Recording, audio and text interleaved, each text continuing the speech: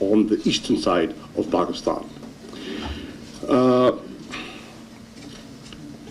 Hearing what he had to say and the exercise you're getting involved in is reinforcing my point of view that for a transformational foreign policy, as the ambassador put it, it cannot be done alone at the Foreign Office. We need input, and we need input from academia. And I'm grateful to some members of the academia who are helping me understand things better. You need input from the private sector.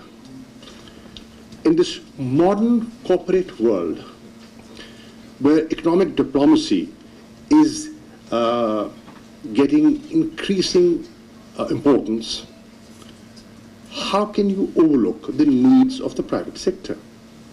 And how can you formulate policy without their input? And the Director General mentioned that I have been supportive of this institute. I should be, obviously. Here is an institution that's funded by the Ministry of Foreign Affairs, has potential to contribute. Why shouldn't it be optimally utilized? And the idea is to incorporate the views of people like you and researchers who are doing their work with passion. We in the Foreign Office, a lot of times, are doing day-to-day firefighting. And frankly, this is my second innings at the Foreign Office, and I've learned with time that the average officer working, very competent, very good, very dynamic, does not have time for strategic thinking. He's running from meetings to meetings. So where does the government get that large strategic picture? It's from institutes like yours, sir. Academia, professors sitting here. That's where the input comes. And that is why it is important to remain engaged with such institutions. The ambassador mentioned a transformational approach. Yes, sir. We need that transformational approach because things are changing. Things are changing in the region. Realignments have taken place, and we have to be cognizant of those realignments.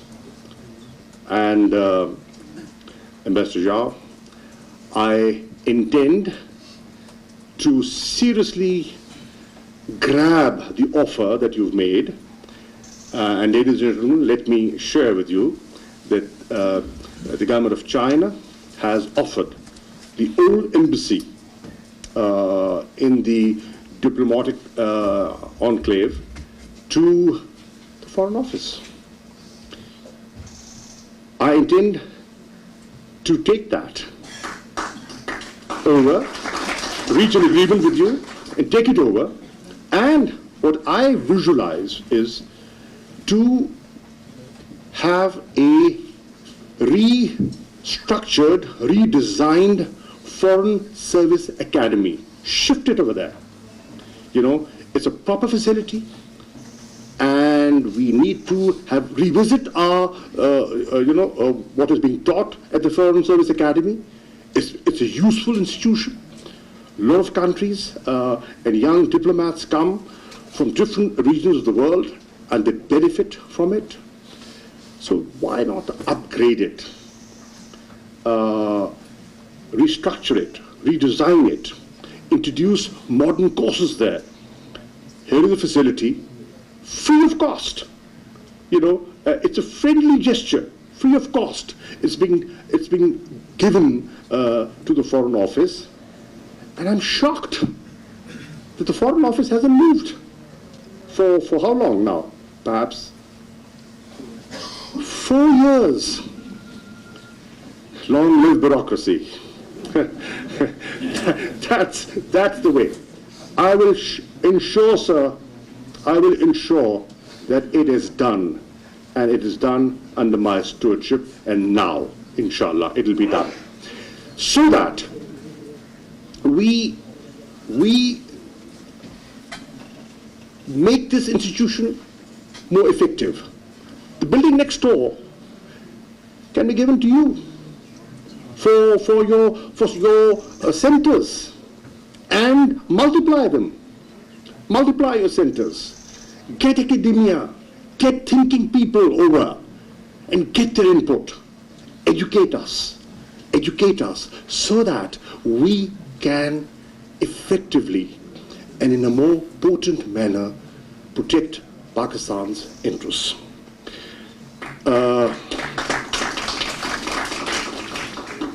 The ambassador mentioned in his statement the new Kartarpur spirit of our government. Yes, the spirit is there, but we were responded by the decision on the Barbary Mosque. So we have to live with that reality as well. But I would like to thank the organizers of the international conference for inviting me to speak to you on a subject which is increasingly becoming critically relevant to our and indeed the world. I want to commend Institute of Strategic Studies, Chinese Embassy and PAR China for bringing together such a broad spectrum of scholarship from academia and think tanks of China and Pakistan. These dialogues are critical to cultivating better understanding and synergizing our efforts to benefit from the connectivity and other collaborative initiatives such as the BRI. In the past 6 years, since its launch in 2013, the Belt and Road Initiative has emerged as the single most effective instrument of globalism and international development cooperation.